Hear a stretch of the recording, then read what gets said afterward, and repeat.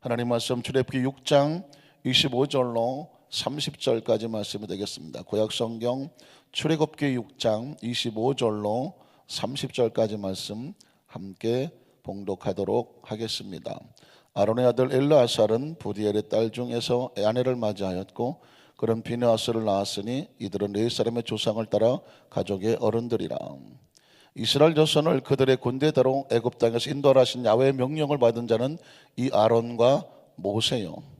애굽 왕 바로에게 이스라엘 자손을 애굽에서 내보내라 말한 사람도 이 모세와 아론이었더라.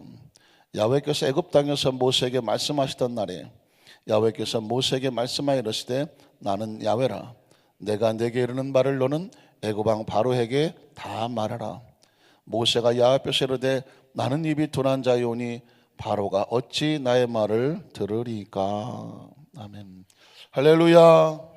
오늘도 좋은 날입니다. 좋은 날인지 아닌지 여러분 얼굴 보면 압니다. 좋은 날을 기대하시면 얼굴이 활짝 좀 환하게 한번 따라합시다. 오늘도 좋은 날입니다. 하나님께서 함께 하십니다. 기적의 날입니다.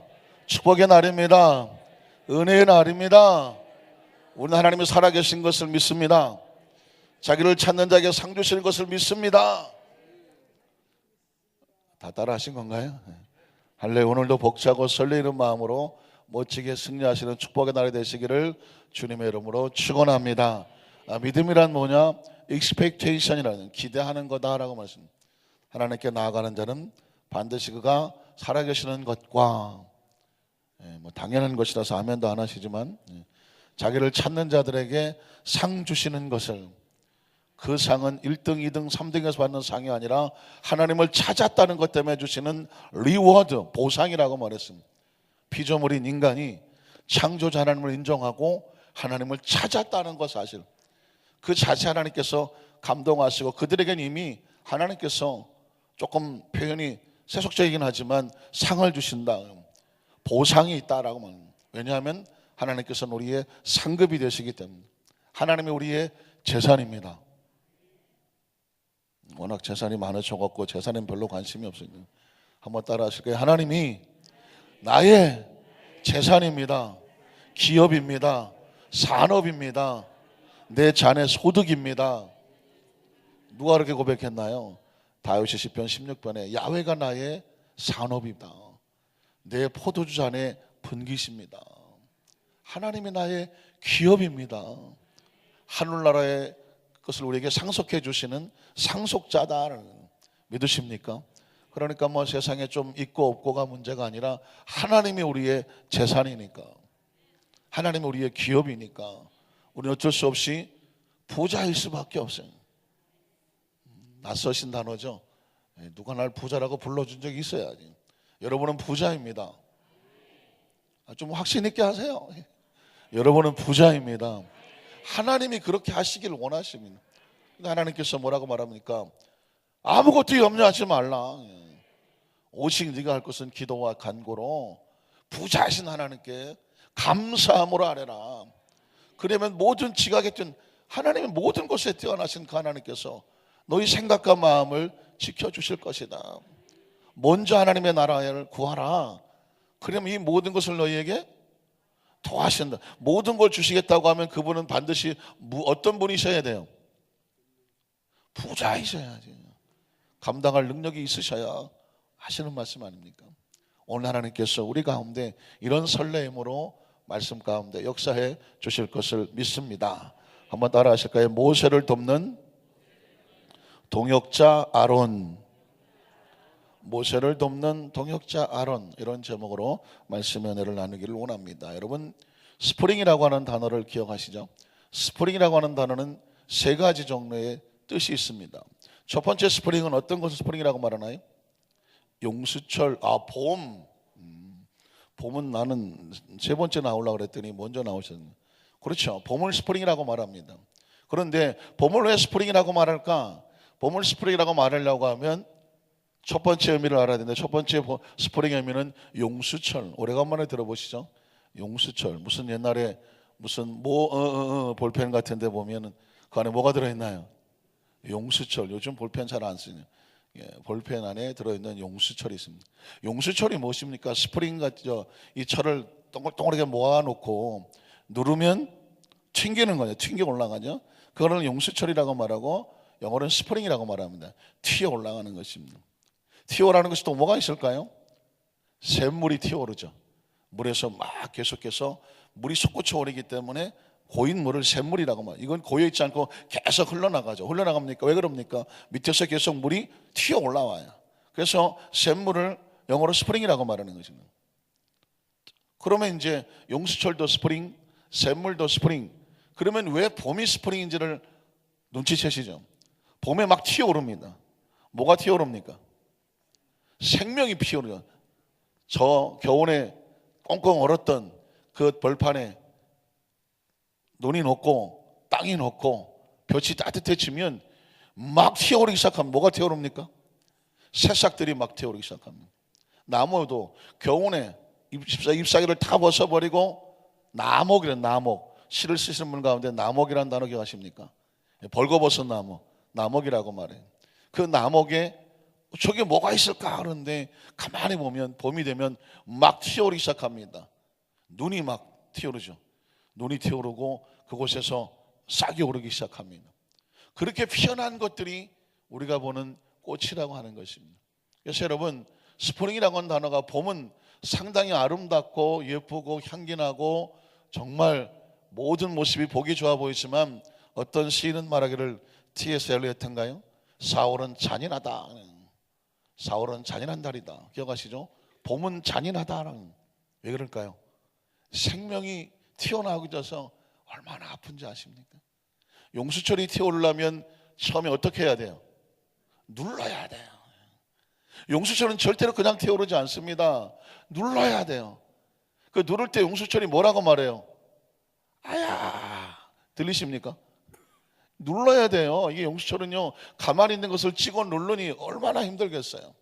그런데 눌려진 것만큼 튀어오릅니다.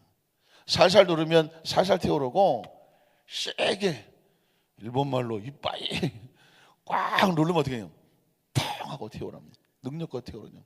그러니까 용수철이 튀어오르기 위해서는요, 찍어 누르는 아픔의 과정을 통과해야 되는 거죠. 샘물이 솟아나기 위해서는요, 끊임없이 밀어 올리는 힘이 있어야 샘물이 튀어오르는 것입니다. 이 힘이 없으면 샘물은 솟구치지 않습니다. 마찬가지로 봄이란 그렇습니다.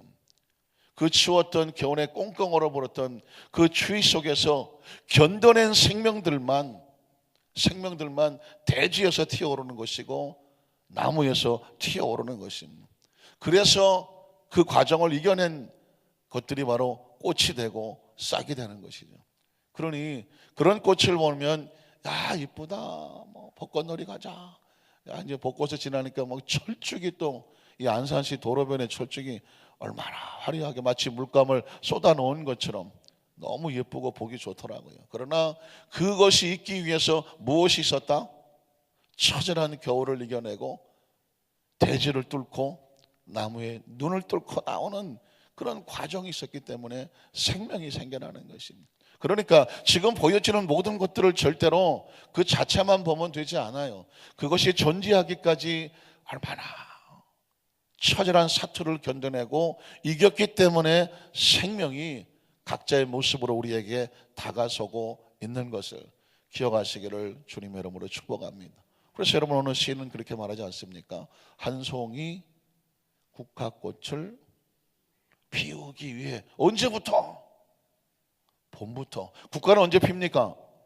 가을에 피어요. 가을에 핀 꽃을 보면서 야 향기 좋다 이걸로 끝나지 아니하고 봄을 기억하고 있습니다. 봄부터 가을에 국화꽃을 피우기 위해서 봄부터 누가 울어요? 소쩍새는 그렇게 울었나 보다.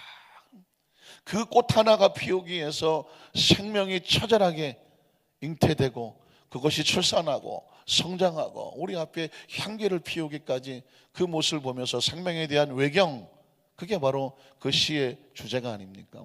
여러분 신앙의 인물도 마찬가지입니다. 성경 속에 드러나는 이 신앙의 인물도 그냥 하루아침에 뻥 하고 태어난 존재는 아무도 없습니다.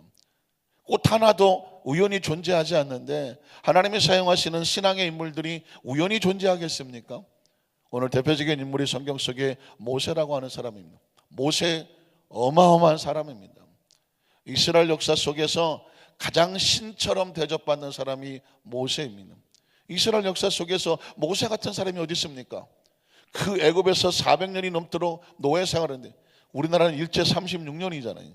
그것도 지긋지긋하고 치욕스럽고 처절한 아픔이 아직도 우리 가운데 민족적인 한으로 남아있는데, 여러분 430년을 이스라엘 백성은 애굽에서 노예로 살았단 말이에요. 그런데 거기서 건져낸 사람이 누구예요? 모세거든요. 이스라엘 역사 속에 모세가 없었으면 이스라엘이 없는 거예요.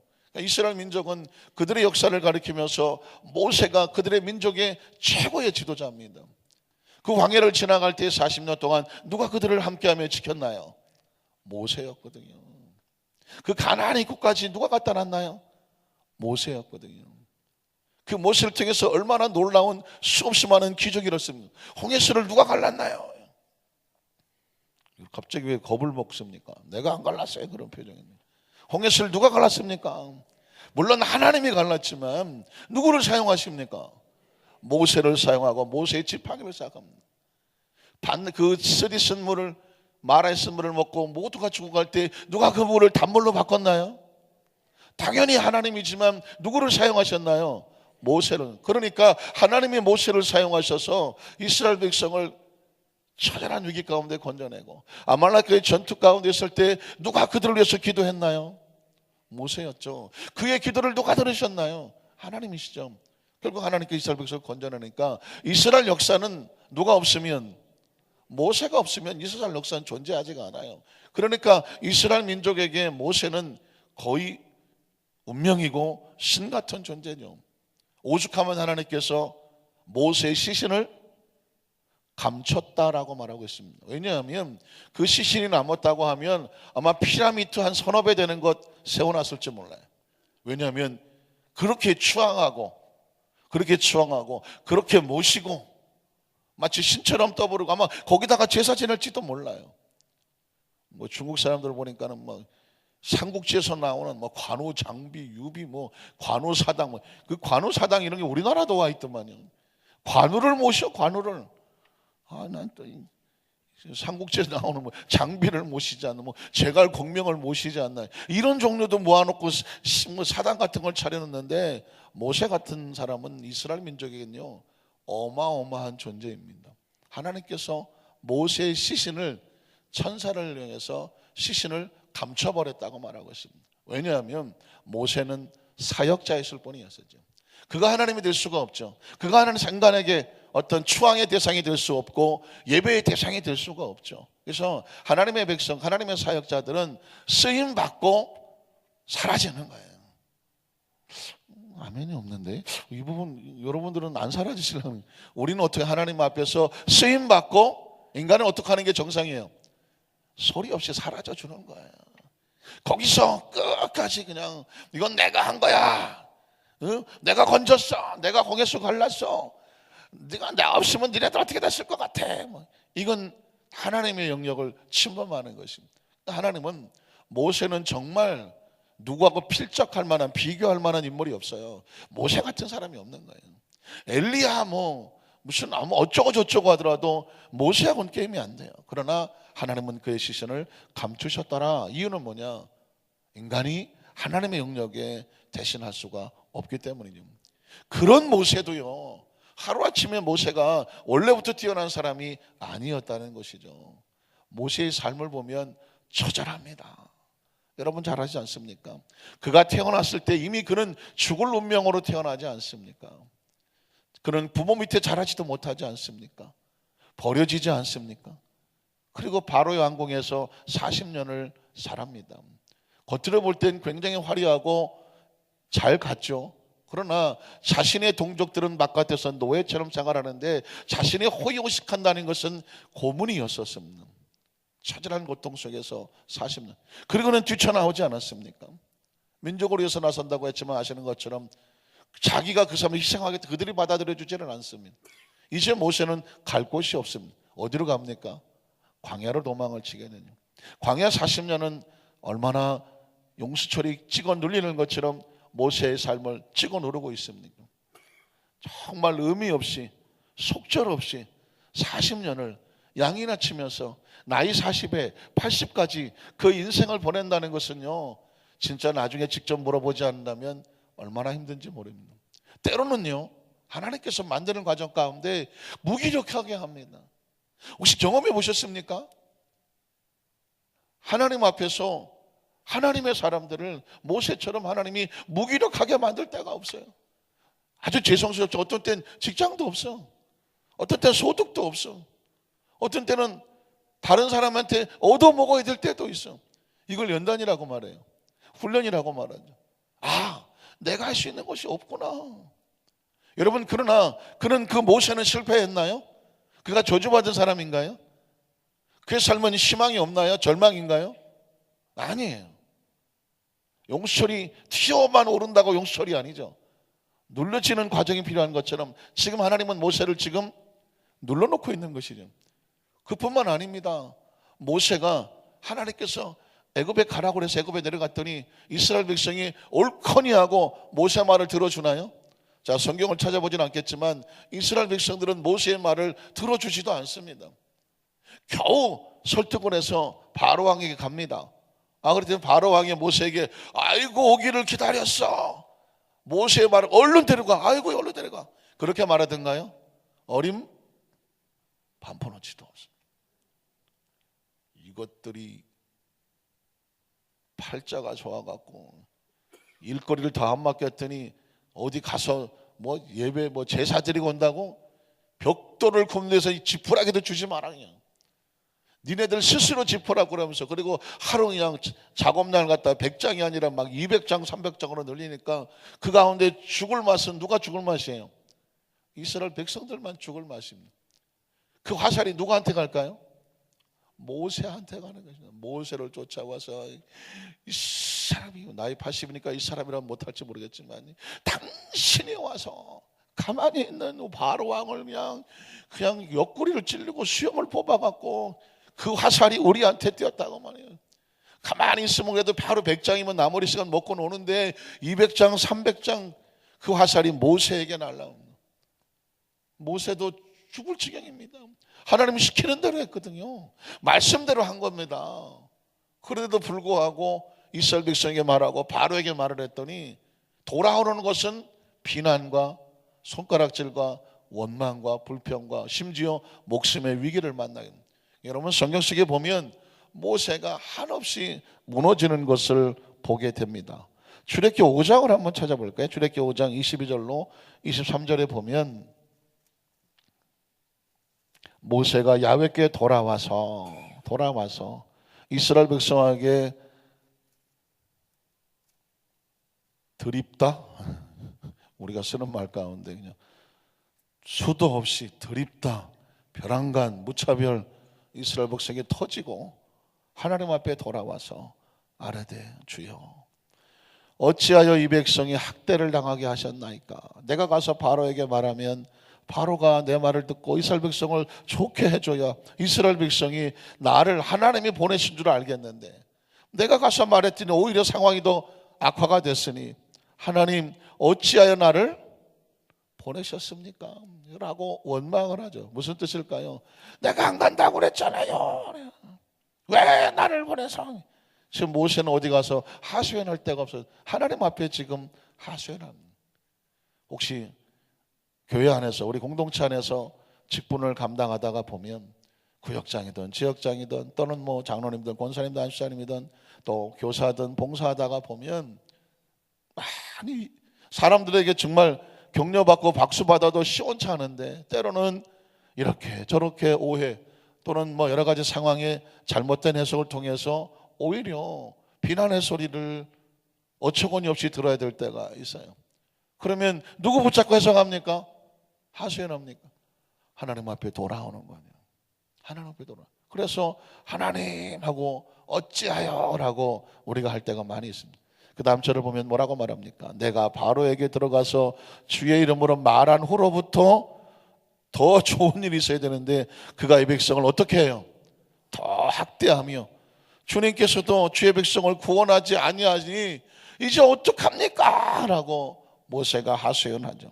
출애굽기 6장 12절에 보면 기어코 급기야 모세는 무너집니다. 모세가 야훼 앞에 아뢰어 이르되 이스라엘 자손도 내 말을 듣지 아니하였거든 바로가 어찌 내 말을 듣겠습니까? 나는 입이 둔한 자입니다. 이 말을 들어보면 하나님은 나에게 올바로 말씀하셨으나 아마도 내가 입이 둔하여 표현을 잘 못했거나 말 주변이 없어서 바로에게 전한다고 전했으나 바로의 심기를 긁어서 이스라엘 백성이 더 고통스럽게 되었으니 아마도 나는 자격이 없는 줄로 아뢰오. 못해 먹겠다는 것입니다.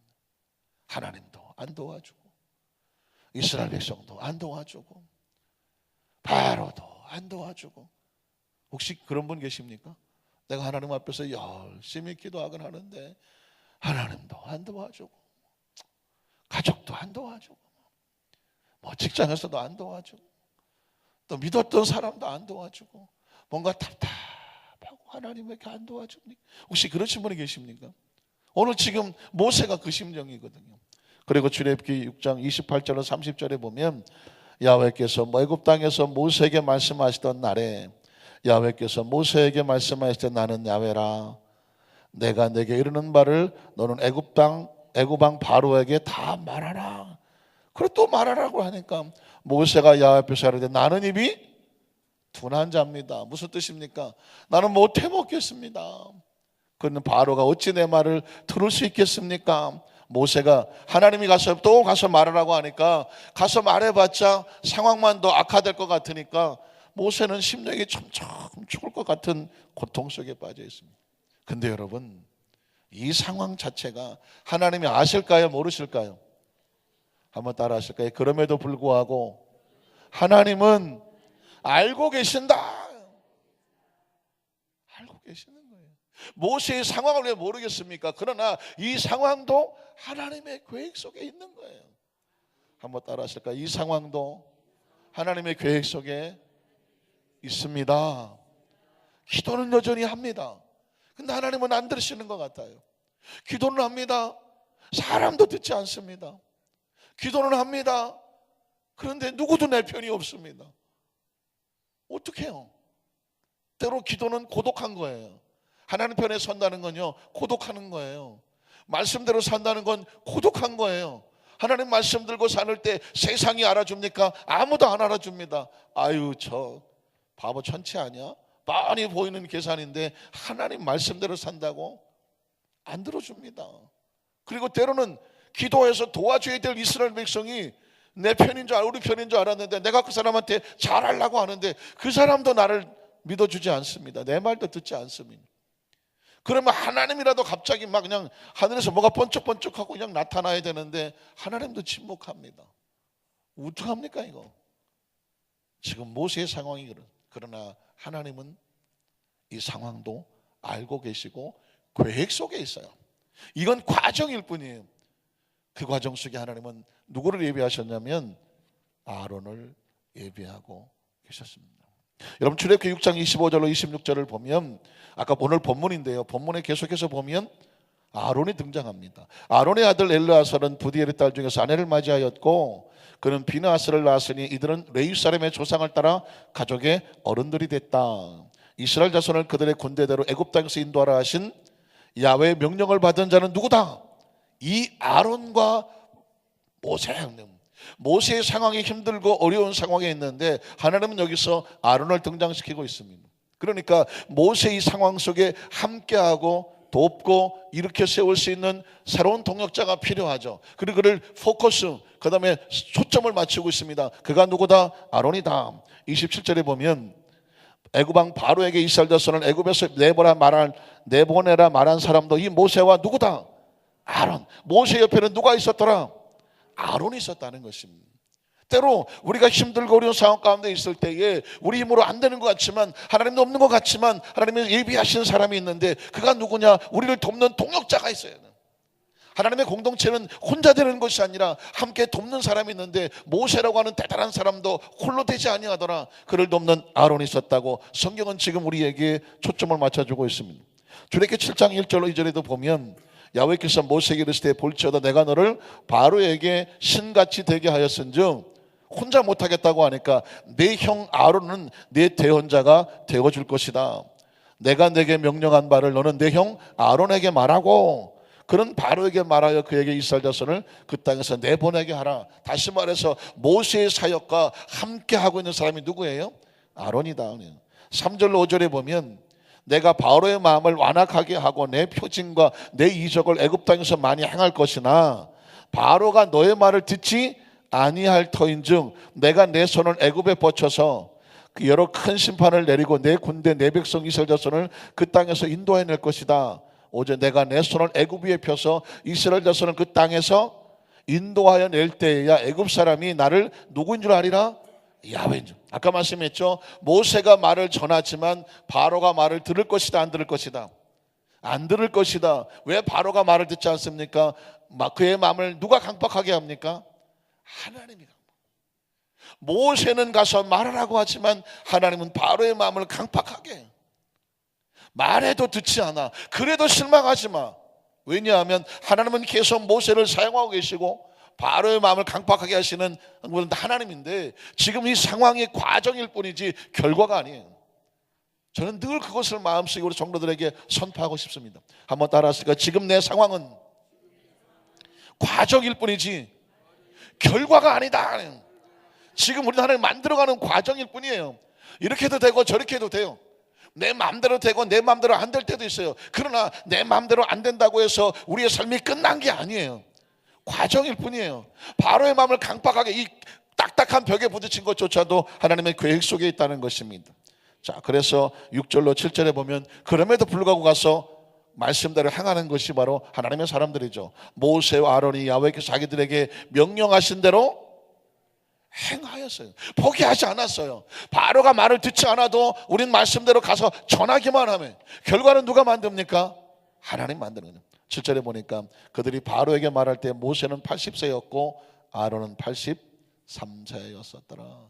아론이 형이다라는 것입니다. 말씀을 정리하기를 원합니다.